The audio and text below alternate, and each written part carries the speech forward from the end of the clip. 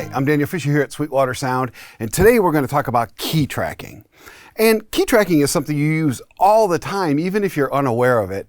And so it's important, one, to understand how you're using it normally, and then two, how you can use it in really other ways. It can be a really good fixing tool. But we'll start first with how it's normally used.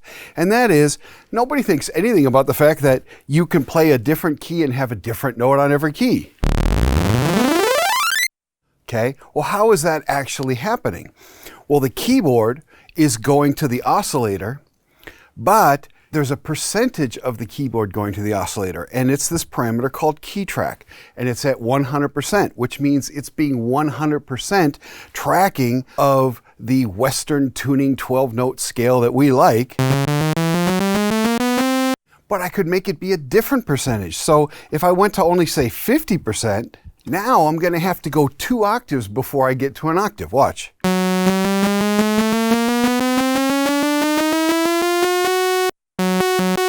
It's still an octave, it just takes me 2 octaves to get there. And if I make a different wave shape, here we'll try something flutier, and then put some delay on it, you can get some really weird stuff.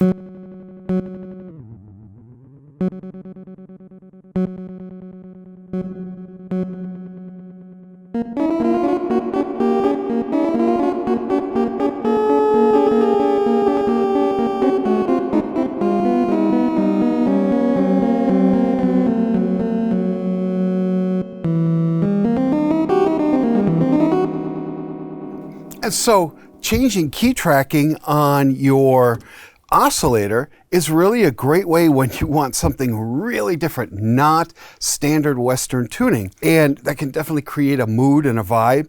And so this time I did it by doing key tracking at 50%, but now I'm going to go the other way and I'm going to do key tracking at 150%. And now I'm going to get an octave much sooner.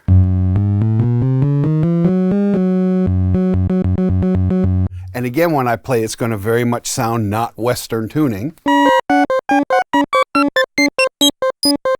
And if I was doing sound effects where I needed lots of really low sounds and really high sounds, I can do that on any size keyboard simply by making the key track very, very wide. Of course, this only works when you're doing sound effects and things that aren't in standard tuning on purpose, but it's very powerful. So this is one pretty much everybody understands. We have key tracking on oscillator pitch all the time. It's something that we do. The next one that's very common is key tracking on filter. So if I set the low pass to a certain sound that I like, and I start going up the keys with key tracking of the filter at 0%, that means the cutoff stays exactly the same. So here we go.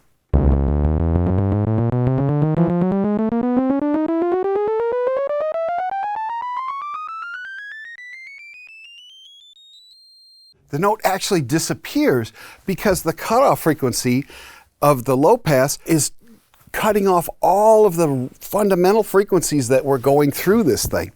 So what I really want is that same cutoff shape, but I want that cutoff to follow the keyboard, right? So I set it to 100% key tracking.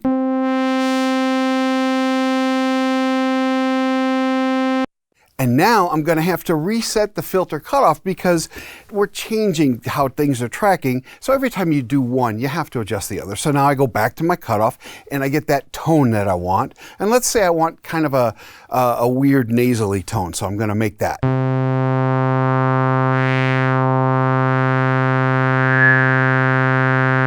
Okay. Now with key tracking at 100%, it's going to keep that sound quality all the way across the keys.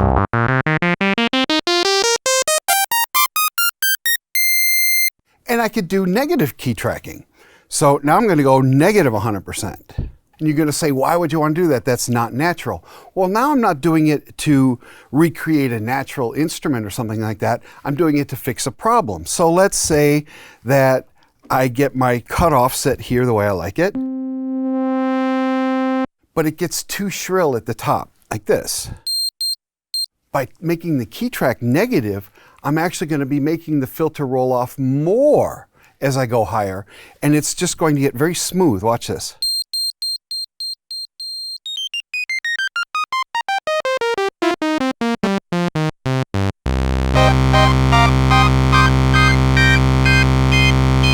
They seem balanced. That's because I've tipped this thing in such a way that as I go higher up the keyboard, I'm cutting the filter even more, and so it's getting smoother and rolling off a little bit better. So that's doing it with the filter. Now another one that's really common is key tracking to your amplifier. So I'm gonna set the key tracking back to 100% on the filter. I've got it 100% on the oscillator, so it's playing normal music. And I'm going to now get some kind of sound that I like. I'll make it really bright. So it's like, I like the tonality, especially if I was doing something like strings where I wanted really fine strings at the top. I just don't want them as loud. So in this case, I'd go to the amp, and I don't have an amp level key tracking built in. I have to make it on the mod matrix. So I just go, I hit assign, I'm going to set it to key tracking, and I'm going to make the destination be the amplifier for the volume. And what about the amplifier? Well, I'm going to make that be level. With it at 0, they should all be about the same volume. But to my ears, this sounds louder, it's harsher, it's not the way I want it to blend in a mix. So watch what happens as I turn key tracking negative on amp, this gets quieter. And so now again,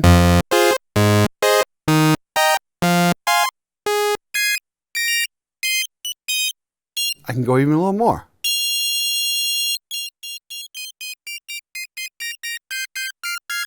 And it lets you do delicate parts simply by moving to a different part of the keyboard. Now let's go ahead and pick a sound, and we'll do it more in real life. So now I've got an ober pad, and I'm going to be playing down here, and you can hear the volume and the brightness.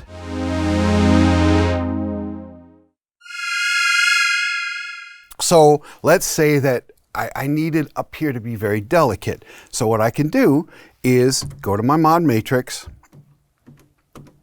find a free spot. I'm again going to assign key tracking, and I'm going to again send it to my amplifier, and I'm going to set it to level. And now watch, I can bring this down.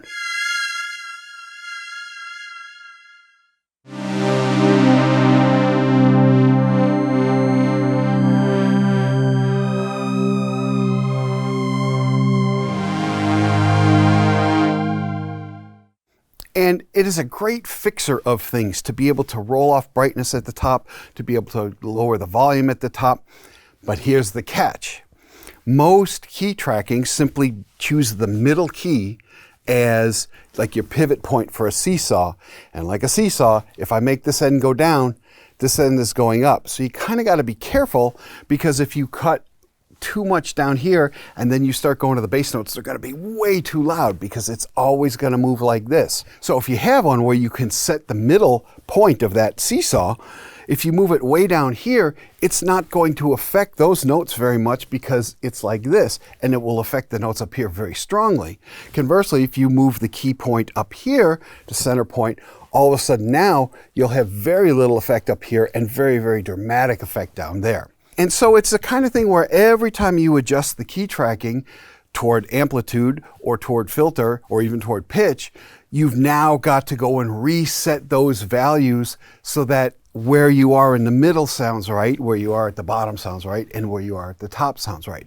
But if you do that, just minute tweaking of key tracking, you can just make sounds that are so much more playable across all 128 notes. If you have any further questions about the ASM Hydrosynth Deluxe or the Explorer or just the regular Hydrosynth, please contact your Sweetwater sales engineer.